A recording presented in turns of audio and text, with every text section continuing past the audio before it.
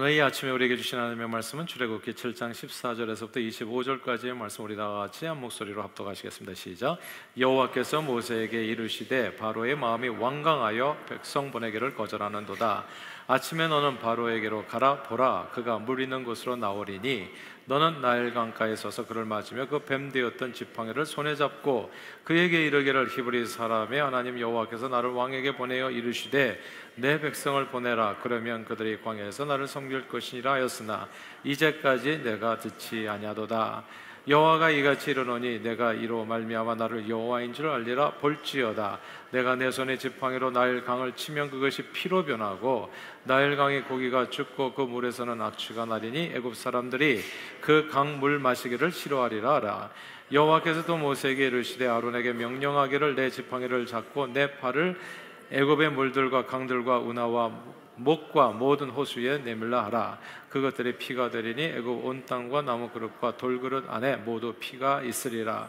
모세와 아론이 여호와께서 명령하신 대로 행하여 바로와 그의 신하의 목전에서 지팡이를 들어 나일강을 치니 그 물이 다 피로 변하고 나일강의 고기가 죽고 그 물에서는 악취가 나니 애굽 사람들이 나일 강물을 마시지 못하며 애굽 온 땅에는 피가 있으나 애굽 요술사들도 자기들의 요술로 그와 같이 행함으로 바로의 마음이 완악하여 그들의 말을 듣지 아니하니 여호와의 말씀과 같더라. 바로가 돌이켜 궁으로 들어가고 그 일에 관심을 가지지도 아니하였고 애굽 사람들은 나일강 물을 마실 수 없으므로 나일강가를 두루 파서 마실 물을 구하였더라. 여호와께서 나일강을 치신 후 이레가 지나니라. 아멘. 하나님 아버지, 오늘은 마실 수 없는 강물이라는 제목으로 말씀 나눕니다. 성령 하나님께서 말씀을 통해서 우리 심령에 주의 음성 들려주시고 깨우침을 주셔서 이 세상 그 무엇보다 누구보다 하나님만을 더 사랑하는 마음으로 주님을 예배하고 그 좋으신 하나님을 온 세상에 증거하는 데 존귀하게 쓰임받는 저희 모두가 되도록 성령 충만으로 축복해 주옵소서. 예수 그리스도 이름으로 기도합니다. 아멘. 수년 전 이스라엘을 방문했을 때 저는 이스라엘을 포함한 중동 지역이 심각한 물 부족 국가라는 것을 알게 됐습니다. 서로가 이렇게 요르단, 시리아, 이스라엘 해가지고 이게 요단강을 하나에 두고 이제 여러 국가들이 같이 이제 인접해 있었는데 서로 물이 부족하다 보니까 특히 이 요단강 물을 두고 둘러싼 갈등이 심각해서 가끔 물을 차지하기 위한 전쟁도 벌어집니다. 1960년대 시리아는 요단강 상류의 흐름을 바꿔, 이스라엘이 괘씸하게 행동을 하니까 요단강 상류의 흐름을 바꿔서 이스라엘로 흘러 들어가는 물을 줄이려는 계획을 세웠습니다. 이제 그 계획이 이제 다 알려지게 된 거죠. 모사드가 유명하잖아요. 그래서 그 계획을 알고 이스라엘은 이집트를 선제 공격하고 바로 이어서, 그러니까 이집트를 공격하는 척하면서 그 비행기가 그대로 돌아와가지고 시리아의 골란고원을 칩니다. 골란고원이 뭐냐 하면 거기에 요단강의 발원지가 있는 거거든요. 거기서부터 요단 강물이 이제 여러분 잘 아는 대로 갈릴리 호수로 흘러 들어가서 이제 이게 이스라엘이 거기서 그 물을 가지고 먹고 사는 건데, 아니 그냥 발원지 그 위에를 갖다 댐을 해가지고 막아버리면 어떻게 되겠어요? 물이 안 가면은 이제는 물 부족으로 이제 생존이 위험해지는 그런 위기에 처하게 되는 겁니다. 그래서 이 비행기가 그냥 이집트를 초토화시킨 후에 돌아오는 척하면서 바로 골란고원으로 날아가서 이제 거기를 갖다 초토화시킨 겁니다. 그래서 그것을 점령해서 시리아 지역을 점령해서 이제 요단 강물을 완전히 차지하죠. 이것이 1967년에 벌어진 6.1 전쟁 제3차 중동 전쟁이었습니다. 우리는 이집트와의 전쟁만 그게 많이 하이라이트 되는데 현장에 보니까 이집트보다 더 중요했었던 게 골란고원을 차지하는 거였더라고요. 그래야 이 수원을 갖다가 이렇게 보존할 수 있기 때문에 이스라엘은 이렇게 전쟁으로 어렵게 지켜낸 물을 한 방울도 허투루 사용하지 않습니다. 뭐 가서 이제 설명을 들으면 알지만 모든 물도 진짜 한 방울도 버리는 게 없어요. 화장실 물까지 다 해가지고 다시 사용합니다. 다. 특별히 그 물 한 방울 한 방울을 뿌리에 떨어뜨리는 그 특별한 이 농사법으로 그렇게 물 한 방울 한 방울 아껴서 농사를 지어서 놀랍게도 오늘날 이스라엘은 과일, 채소 그리고 꽃 등을 수출하는 농산물 수출국이 되었습니다. 유럽으로 한없이 뭐 꽃만 해도 뭐 1억 송이 정도를 갖다 유럽으로 수출한다고 하더라고요. 물이 얼마나 땅을 풍요롭게 하는지 사실 이게 성지 순례를 통해서 이스라엘과 요르단 등 여러 지역을 다녀보면 금방 알 수 있습니다. 물이 있는 곳에서는 어디든 푸른 생명이 넘치고 물이 없는 곳에서는 풀 한 포기 제대로 자라지 못하는 광야가 됩니다. 물은 생명입니다. 그러므로 이제 지구 밖에 우리가 우주 여행 많이 하잖아요. 우주에서 이제 어떤 똑같은 지구와 같은 별을 찾기를 기대하는 마음으로 이제 지구 밖 행성에서 이제 생명체를 찾기 위해서 과학자들이 제일 먼저 보는 게 그 행성에 물이 있는 여부를 살핀다고 하더라고요. 물은 지구상에서 생명체가 탄생하는 데 가장 큰 역할을 했고 생명체를 구성하는 물질 중 가장 많은 비중을 차지하기 때문입니다. 식물이 이렇게 자라잖아요. 식물의 90%가 물로 이루어졌다고 하죠. 그리고 어류, 그러니까 물고기 종류는 85%가 이게 뭐 물체인 것 같은데 그게 85%가 물인 거예요. 사람은 70%가 물인 겁니다. 의학계는 보통 인간의 극한 생존 능력을 333 이론으로 이제 풀이하는데 평범한 사람이 공기를 3분 이상 이제 접하지 못하면 목숨을 잃고 물은 3일 이상 마시지 못하면 이제 죽는다고 하죠. 그리고 음식은 3개월 이상입니다. 그래서 음식보다 생존에 필요한 정말 필수 불가결한 직결되는 요소가 물입니다. 물은 인간의 몸속에서 영양소를 운반하고 노폐물을 배출하고 그리고 체온을 조절하는 등 다양한 역할을 수행해서 생명 활동의 근원이 되어지는 겁니다. 또한 강물과 같이 많은 물의 공급은 강 주변 땅을 비옥하게 해서 풍요로운 먹거리를 제공하게 되는 관계로 자연히 강 주변에는 예로부터 사람들이 이제 많이 모여서 살게 된 거죠. 그래서 대도시들이 뭐 한강을 끼고 우리 허슨 리버를 끼고 그다음에 뭐 포토맥 강을 끼고서 대도시들이 형성되는 이유가 다 있는 것입니다. 또 강이나 바다를 따라서 배를 타고 다른 곳으로 이동도 자유로워서 인류 문명은 모두 다 이제 많은 물이 있는 큰 강과 바다를 끼고 발달을 합니다. 이런저런 이유로 인류 문명이 태동한 4대 발상지를 갖다가 중국의 황하유역, 그리고 인도의 인더스강, 그리고 중동의 티그리스 유프라스강 유역, 그리고 이집트의 나일강 유역이라고 이야기를 하죠.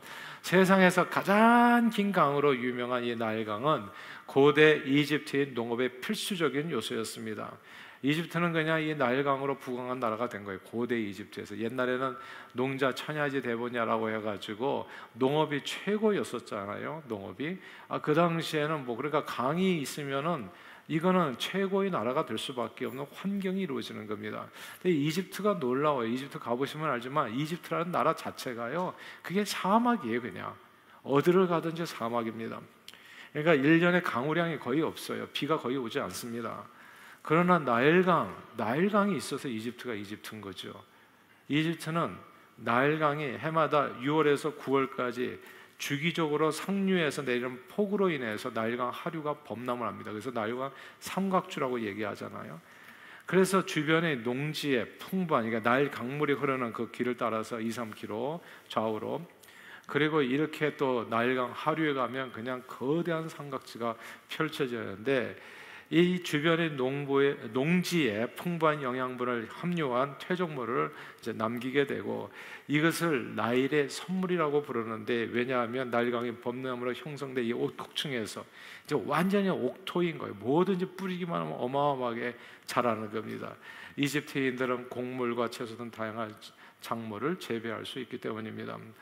그리고 이 나일강은 고대 이집트의 그 교통과 무역에도 중요한 역할을 했습니다. 이집트인들은 옛날에는 사실은 뭐 이게 도로가 오늘날처럼 발달하기 전이었기 때문에 배로 이동하는 게 가장 싸게 먹히고 가장 수월하게 가장 먼 거리를 그리고 빠르고 신속하게 갈 수 있는 그 운송 수단이 되는 게 이 백길인 거거든요. 이 백길이 있으니까 백길을 통해서 식량과 광물과 목재와 동물과 이제 사람들을 운송할 수 있는 겁니다. 그리고 나일강은 또 지중해와 맞닿아 있잖아요. 지중해, 홍해.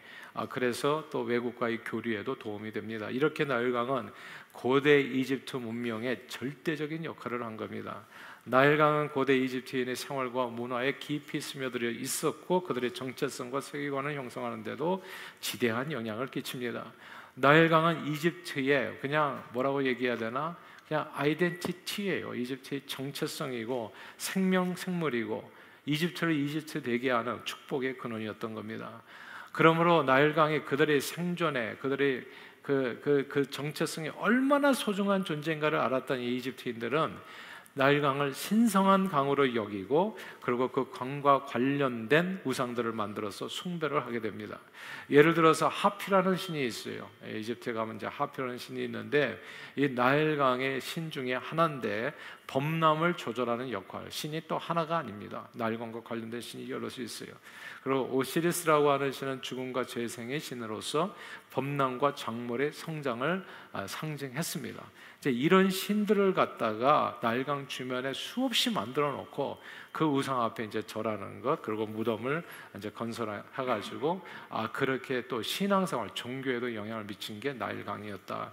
그래서 나일강 없는 이집트는 상상조차 할 수 없습니다. 이집트는 1년 12달 정말 비가 오지 않은 사막지대이기 때문에 나일강이 없다면 이집트가 무슨 세계 4대 문명 발상지가 되기는커녕 사람들이 살 주조차 없는 땅이거든요.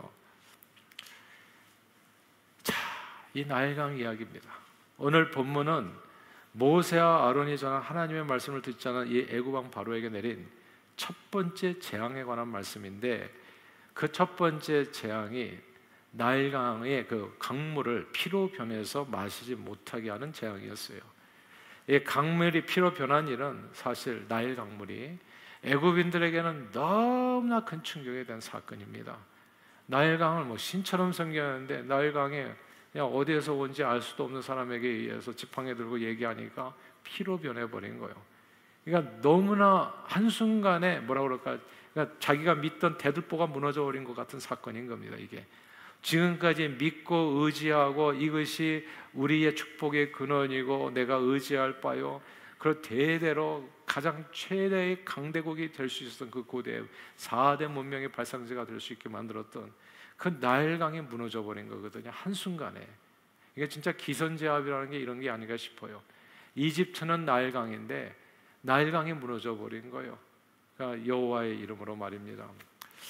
우리는 이 사건을 통해서 첫 번째 재앙인데요, 이 사건을 통해서 크게 두 가지를 깨닫게 돼요. 이 두 가지 내용을 저는 저와 여러분들의 마음에 품을 수 있게 되기를 바라요. 첫 번째는 우리가 무엇인가 자랑할 만한 것을 갖고 있다면 그것은 내 것이 아니라 하나님께서 주신 선물일 뿐이라는 거, 하나님께서 주신 선물일 뿐이라는 이걸 잊어서는 안 됩니다.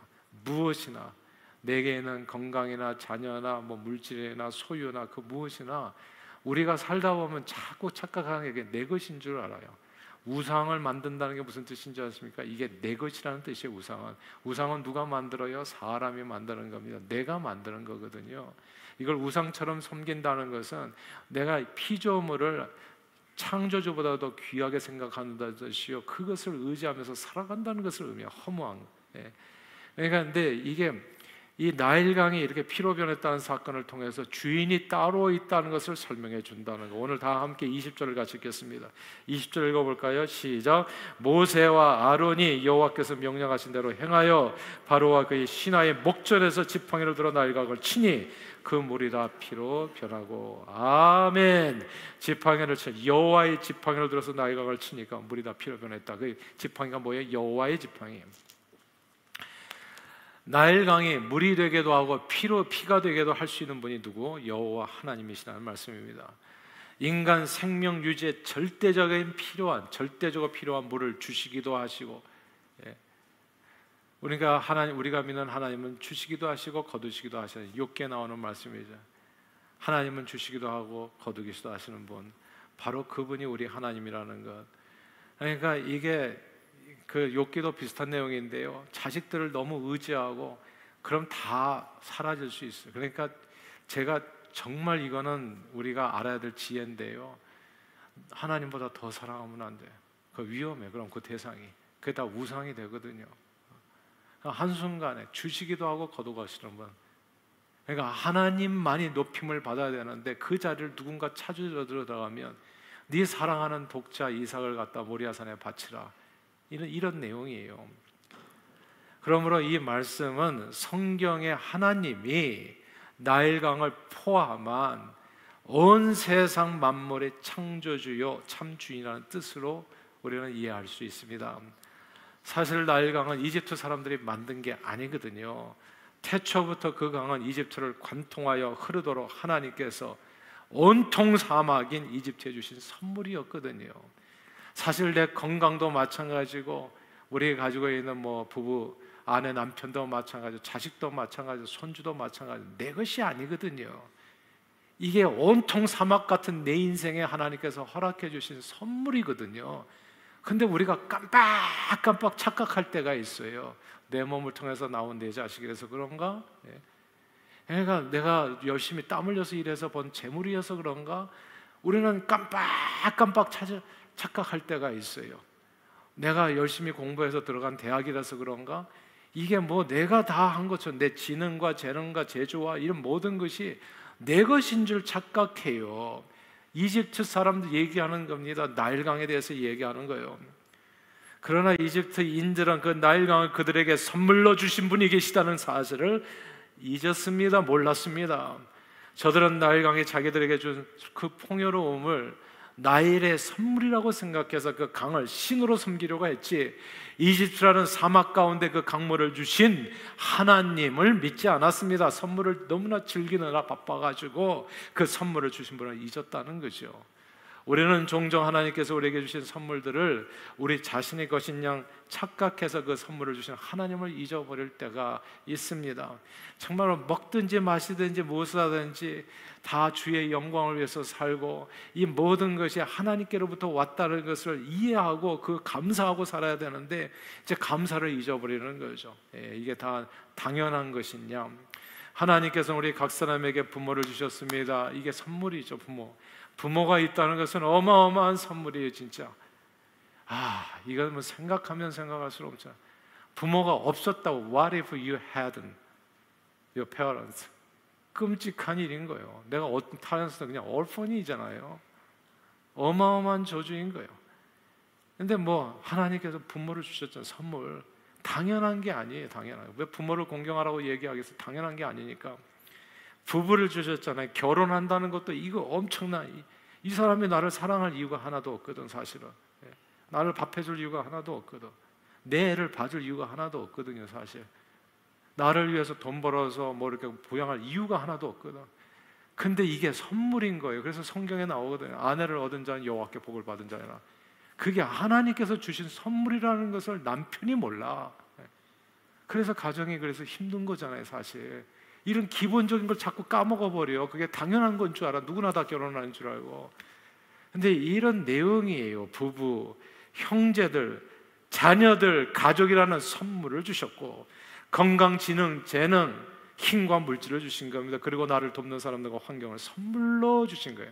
공술의 공수가 인생이라고 하잖아요. 아무것도 가지고 태어난 것 없고 아무것도 가지고 가는 것 없고, 인생이 사막 같은 삶이었다는 겁니다. 원래는 아무것도 기대할 것도 없고 바랄 것도 없는 인생. 그 인생에 무엇이나 주어진 것이 있다면 그것은 너무너무 감사한 하나님의 은혜, 모든 것이 주의 은혜, 하나님의 은혜로 우리 각 사람에게 주신 하나님의 선물이라는 이 사실을 다윗이 깨닫잖아요. 다윗이 깨닫고서 다윗이 역대상 29장에서 이렇게 고백하지요. 여호와여, 위대하심과 권능과 영광과 승리와 위엄이 다 주께 속하여 싸우니 천지에 있는 것이 다 주의 것이로소이다. 여호와여, 주권도 주께 속하여 싸이 주는 높으사 만물의 머리심이다. 부와 귀가 주께로 말미암고 주는 만물의 주제가 되사 손에 권세와 능력이 있사오니 모든 사람을 크게 하심과 강해 하심이 다 주의 손에 있나이다. 이것이 다윗의 고백인 거예요. 사랑하는 여러분, 인생들에게 주어진 모든 것은 다 하나님께서 은혜로 주신 선물입니다. 그러므로 우리 자신에게 무엇이나 믿고 의지하고 자랑할 만한 것이 있다면 그것들을 주신 하나님께 감사를 드려야 합니다. 저는 범사의 감사가 무슨 뜻인지 알겠어요. 이집트 사막 같은 인생에 주신 선물이었어요. 나일강은. 그러지 않으면 아무것도 될 수, 다 거지들이야 그냥. 아무것도 될 수 없는 나라예요. 거기가 사막이거든요. 이집트가. 나일강이 없으면. 그러니까 이집트 같은 인생에 준 하나님의 선물이었어요. 그래서 범사에 뭐든지 뭔가라도 있다면 범사에 감사해요. 진짜 머리털 다 뽑아서 집신으로 삼아서 드려도 그 부족한 인생이에요. 하나님 앞에 감사인 겁니다.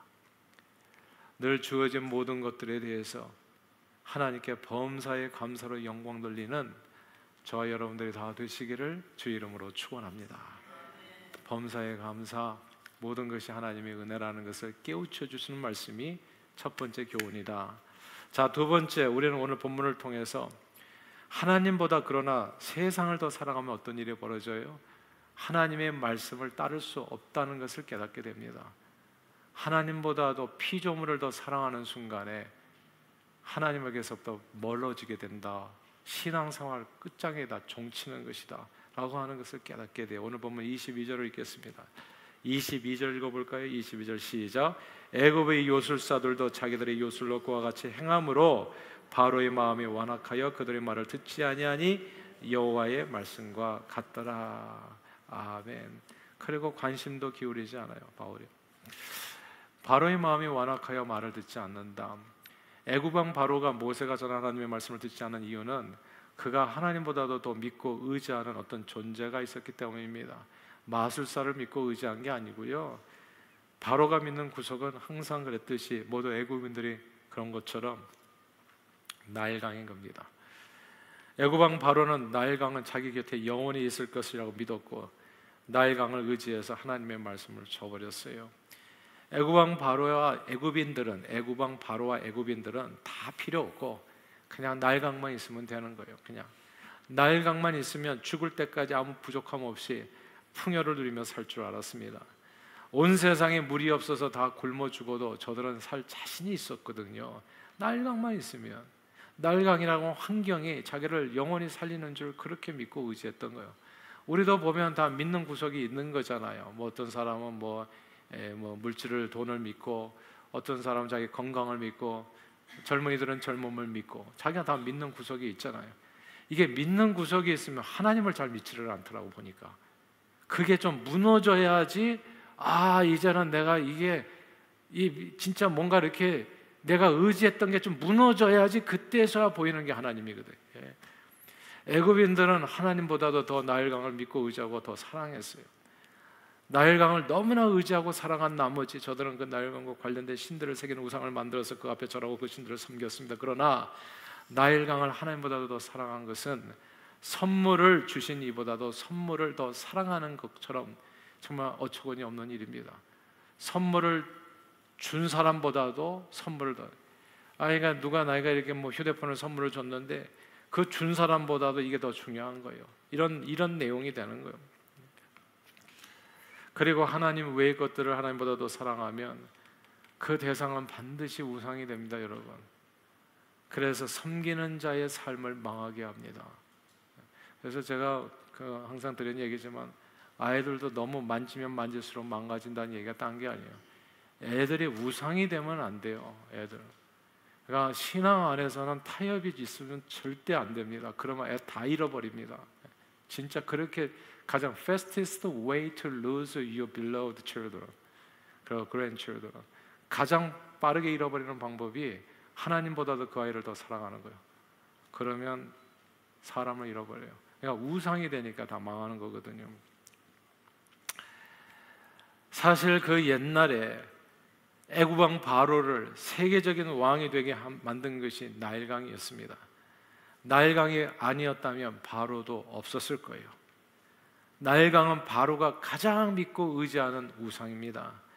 나일강이 주는 풍요로움을 믿고 의지하는 동안에 바로는 하나님의 말씀을 제대로 듣고 순종할 수 없었어요. 놀라운 사실은 이겁니다. 우리가 믿고 의지하는 것들이 무엇이든 때로 하나님의 말씀을 듣지 못하게 하는 것들이 될 수 있다는 점, 우리가 믿고 의지하는 것들이 하나님께 나아가는 길을 방해할 수 있습니다. 우리 뛰어난 지능과 재주와 힘과 건강과 젊음과 외모, 능력과 많은 재물이 하나님의 말씀을 따르는 길을 막을 수 있어요. 그래서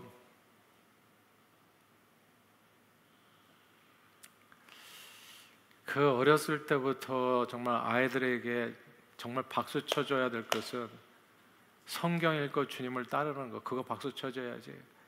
학교에서 좋은 성적표 만났다고 박수 쳐주고 하면은 그 하나님 떠나는 제일 빠른 길이 될 수 있어요. 그 길로 그냥 곧장 세상 성공으로 나가버려. 그게 최고인 줄 알고. 근데 우리가 진짜 박수 쳐줘야 될 것은 주의 말씀을 읽고 말씀에 따라서 살아가려고 노력하는 그 모습에 박수를 보내야 되는 거예요. 하나님 앞에 점점 가까이. 왜냐하면 그분이 만왕의 왕의 만주의 주거든요. 그리고 그분만이 진짜 생명의 근원이거든요. 축복의 근원이고. 그러니까 그분에게 가까이 가는 것을 박수 쳐줘야 되는데 세상 성공으로 나가는 걸 자꾸 박수 쳐주면 어떻게 돼요? 이 길이 내가 가는 길이 옳은갑다 하고 그냥 가장 빠르게 하나님을 벗어나서 달려가게 되는 거거든요. 신약 성경 복음서에 보면 이렇게 되어 있어요. 한 관리가 예수님 앞에 나와가서 어떻게 해야 영생을 얻을 수 있습니까? 이렇게 묻습니다. 아주 질문이 좋았잖아요. 영생을 어떻게 하냐? 어떻게 영원한 축복을 받을 수 있느냐? 이 내용을 물어본 거예요. 그때 예수님이 temporary 네가 가지고 있는 재물을 다 팔아서 가난한 자에게 주고 너는 나를 따르라 명하십니다. 그러나 그 젊은 청년은 재물이 많은 거로 슬픈 기색을 띠고 근심하며 예수님을 떠나지요. 그때 예수님이 말씀하시기를 부자가 하늘나라에 들어가는 것이 약대가 바늘길을 통과하는 것보다 어렵다 말씀하셨습니다. 이게 뭐냐 하면 물질을 하나님보다도 더 의지하는 사람의 모습인 거예요. 성경은 돈을 사랑함이 일만하게 뿌리가 된다 이야기했습니다. 이게 돈을 사랑하는 걸 얘기하는 거예요. 돈이 필요 없다는 게 아닙니다. 돈을 가볍게 생각하라는 얘기는 더더욱 아니에요. 자칫 잘못하면 이게 뭐 예수 믿으면 이렇게 돈을 벌려고 하면 안 되겠구나. 이거는 오해고요. 그게 아니라 돈을 하나님보다도 재물을 더 사랑하는 거. 그냥 주님 앞에 나와서 예배 드릴 시간에도 돈 벌기 위해서 어디로 가버린다든지 이런 얘기를 하는 거예요. 재물이 우상이 되어서 말씀에 순종하여 영생에 이르는 길을 막을 수 있게 된다는 것, 재물을 더 사랑하면 이 내용입니다.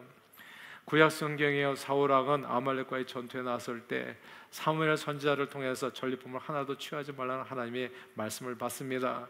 그런데 사울왕은 아말렉과의 전투에서 승리한 후에 적들에게 빼앗은 양들과 소들을 보니까 욕심이 생긴 거예요. 그래서 하나님의 말씀을 어기고 가장 좋은 것들을 양들과 소들을 취하죠. 그러나 성경은 뭐라고 얘기했습니까? 탐심은 우상 숭배라고 이야기했어요. 재물을 탐하는 것이 이게 우상 숭배. 하나님 말씀보다도, 제 얘기를 잘 들으세요. 하나님 말씀보다도 재물을 탐하는 것이에요. 하나님의 말씀을 어기면서까지도 재물을 쫓아가는 것, 그거 얘기하는 겁니다. 재물을 하나님보다도 더 사랑하면 그게 우상 숭배가 돼요. 하나님을 따를 수 없게 됩니다. 재물뿐만이 아니죠. 우리가 자랑스럽게 생각하고 믿고 의지하는 것들은 무엇이나 주님을 따르는 길을 어렵게 할 수 있습니다. 심지어 사랑하는 가족들이 주님과의 관계를 방해할 수도 있어요. 예수님께서 공생의 초기에 복음을 전하여 귀신을 쫓아내니까 서기관들이 예수님께서 귀신의 왕을 힘입어서 귀신을 쫓아낸다고 말하면서 예수님을 미쳤다고 소문을 내지요. 그 말을 듣고 예수님의 어머니와 동생들이 걱정스러운 마음에 예수님께서 사역하시는 곳에 와서 밖에서 기다리면서 예수님을 집으로 데려가려고 합니다. 나 그만 이런 거 해라. 이거 주일이라고 뭐고 그냥 그만하고 나하고 같이 집에 가자. 그때 예수님께서 하신 말씀이 누가 내 어머님의 동생들이라 하시면서 누구든지 하나님의 뜻대로 행하는 자가 내 형제요 자매요 어머니라 말씀하셨습니다. 성경에 보면요, 음행한 연고 외에는 이렇게 헤어질 수가 없어요. 하나님께서 하나 되게 한 것을 아무도 헤어지게 할 수가 없어요. 근데 헤어지는 조건이 있어요. 또 하나가 있어요. 이게 더 중요한데 그게 신앙생활을 못하게 할 때, 그때는 갈리기를 원하거든 갈리라. 성경에 그렇게 얘기해요. 그러니까 이 부부관계가 말하자면 둘이 한 몸 된 가장 소중한 건데 예수 신앙에서 벗어나려고 하거든 그거는 어쩔 수가 없다. 그러니까 주님을 붙들라 그거예요. 그건 무엇보다도 그 누구보다도 하나님을 사랑하는 자가 되어야 된다. 이 놀라운 사실이 이래요. 하나님을 사랑하면 사람을 얻어요. 다 얻습니다. 더 좋은 사람을 얻을 거예요. 가는 사람은 가고 오는 사람은 오는 건데 하여튼 모든 것이 생사화복이 하나님 앞에 달려있다. 그 이야기를 하는 거예요. 세상을 의지하고 그리고 세상에서 주는 그러니까 그런 그러니까 선물들을 하나님보다도 선물 주시는 보다도 더 사랑했을 때 오히려 그 모든 것을 잃게 된다. 그래서 주님은 사람의 원수가 자기 집안 식구일 수 있다 말씀하시면서 아버지나 어머니를 나보다 더 사랑하는 자는 내게 합당치 아니하고 아들이나 딸을 나보다 더 사랑하는 자도 내게 합당치 아니하다 말씀하셨어요.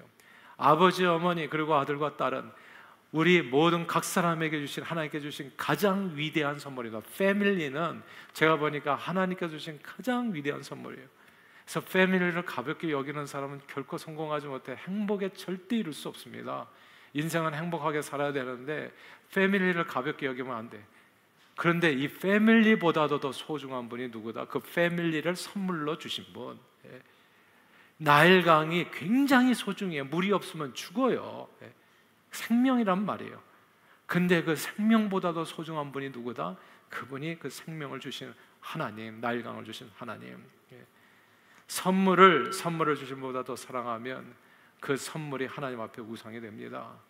우리가 믿고 의지하고 사랑하는 것이 무엇이든 하나님보다도 더 믿고 의지하고 사랑하는 것은 얼마든지 하나님의 말씀을 듣고 순종하지 못하게 방해하는 것들이 될 수 있습니다. 사랑하는 여러분, 지구 밖 행성에서 생명체를 얻기 위해서 사람들은, 과학자들은 그 행성에 물이 없는지 있는지를 먼저 따진다고 하지요. 왜냐하면 물이, 이게 생명이기 때문에 그래요. 물이 있는 곳에는 푸른 생명이 넘치고 물이 없는 곳에는 프랑콜이 제대로 자라지 못하는 황량한 사막이 되어가잖아요. 물이 진짜 생명이에요. 근데 하나님께서는 오늘 본문 얘기가 그거예요. 그 생명 같은 물보다도 그 물을 우리에게 주신 하나님을 우리가 더 목마름으로 타는 마음으로 사랑하기를 주님은 원하시는 거예요. 이 세상 그 무엇보다도 그 누구보다도 하나님을 더욱 사랑하기를. 왜냐하면 주를 사랑하는 것이 우리에게 진정한 힘과 능력과 구원과 생명이 되기 때문입니다. 이게 자연스럽게 예배가 뭔가로 연결돼요. 이 하나님을 이렇게 사랑한다. 정말 물은 생명인데 그 물보다도 소중한 분이 누구라? 그게 하나님이다. 그리고 그렇게 하나님을 그 이 세상 무엇보다도 소중하게 생각하는 게 그게 뭐다? 그것이 예배라고 얘기하는 거예요. 그래서 이 예배의 자리가 중요한 겁니다.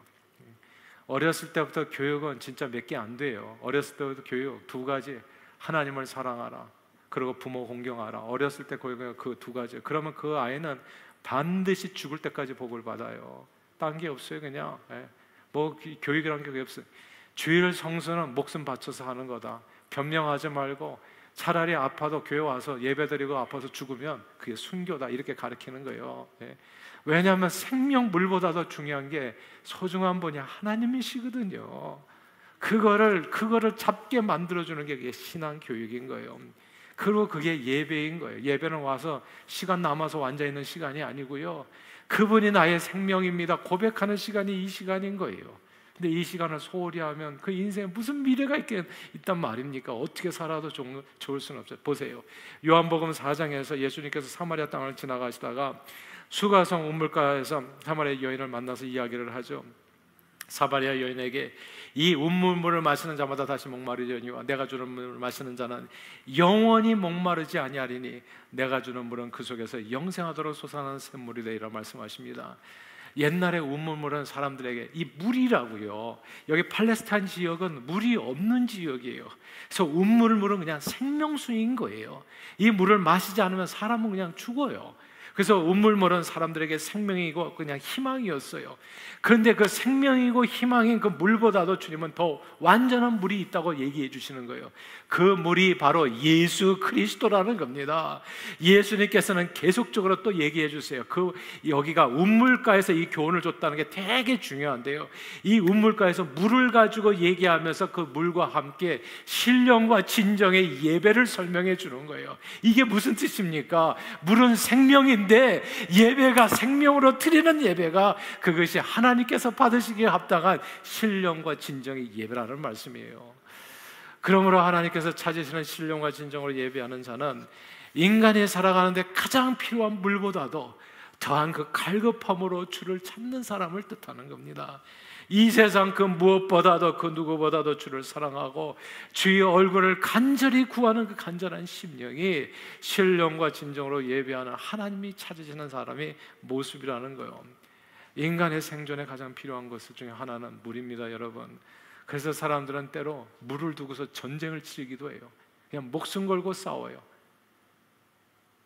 그러나 우리 하나님은 목숨 걸고 싸울 만한 가치가 있는 물보다도 더 소중한 분이다. 이게 지금 나일강을 비로소 하나님께서 주신 오늘 이 아침의 메시지입니다. 우리는 지금까지 어떻게 주님을 생각하면 목마른 사슴이 시냇물을 찾아 갈급한 같이 내 영혼이 주를 찾아 헤매이는 거, 그게 예배예요. 그것이 신령과 진정의 예배.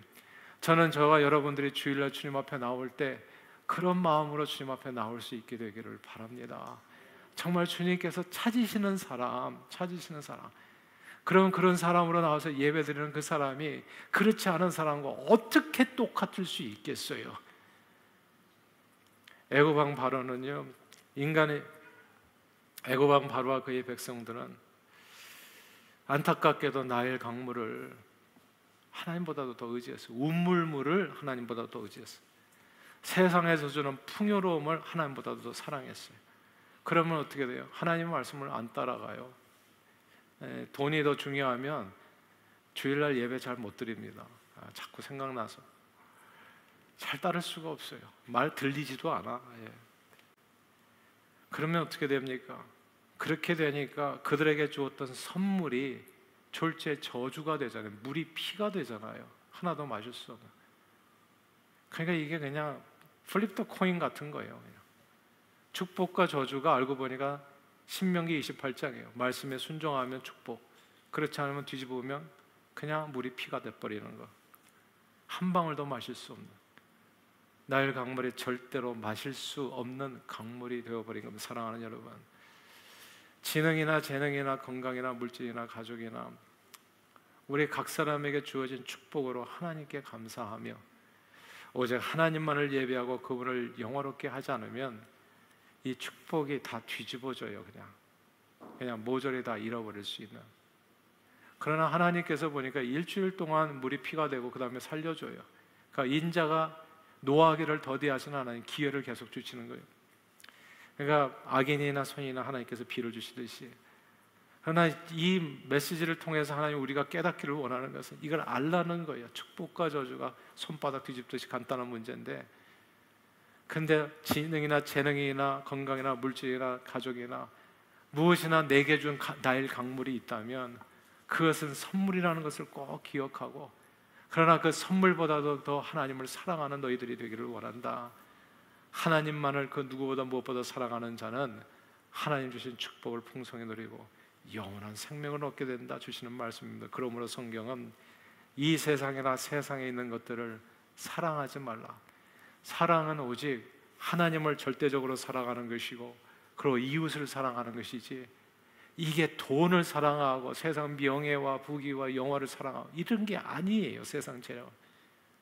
그러니까 하나님을 사랑하고 이웃을 사랑하고, 이 세상이나 세상에 있는 것들을 사랑하지 말라. 누구든지 세상을 사랑하면 아버지의 사랑이 그 안에 있지 아니하니, 이는 세상에 있는 모든 것이 육신의 정욕과 안목의 정욕과 이생의 자랑이니 다 아버지께로 온 것이 아니요 세상으로부터 온 것이라. 이 세상도 정욕도 다 지나가되, pass away, 지나간다는 뜻입니다. 그러나 오직 하나님의 뜻을 행하는 자는 영원히 거하느니라. 하나님의 말씀입니다. 그러므로 늘 이 세상 무엇이나 누구보다 하나님을 더욱더 사랑하는 신령과 진정의 예배로 주님을 영화롭게 하고, 놀라운 구원의 축복을 예수 이름으로 범사에 풍성히 누리며 온 세상의 참주인이시며 축복의 근원이신 삼위일체 하나님을 온 세상에 증거하는 일에 존귀하게 쓰임받는 저와 여러분들이 다 되시기를 주 이름으로 축원합니다. 하나님 아버지, 하나님보다도 세상을 더 사랑하여 말씀에 순종하지 않은 자에게 주어지는 모든 하나님께서 주신 축복은 언제든 마실 수 없는 물이 된다는 사실을 마음에 새겨서 늘 이 세상 그 무엇보다 그 누구보다 하나님만을 더욱 사랑하는 신령과 진정의 예배자들이 되도록 축복해 주옵소서. 예수 그리스도 이름으로 기도합니다. 아멘.